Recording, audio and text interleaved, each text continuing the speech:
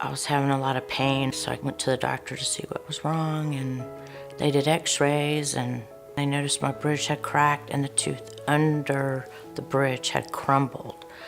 And he extracted it, took my bridge off, and I didn't want further problems down the road with teeth moving around and my smile changing and possibly my looks. So I just decided I'm gonna get it replaced, and gave me 2 implants with the new bridge.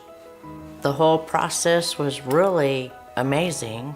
They were fun, and you know, they sense of humor, bedside manner was great. And I had I think it's a cone beam, that's what they call it. Had that done, and they can view it right then and there, make sure it's right. But once I got the implant, I was like, this is awesome. It was way better than the first bridge I had. Way better.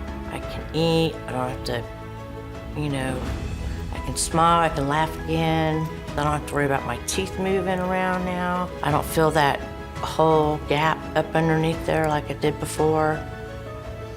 I rub my tongue on it all the time going, this feels nice. So if you have any problems with your teeth, any missing teeth, you need to come see Dr. Bingham at Lone Star. It's awesome. Yes, I really am happy, very happy.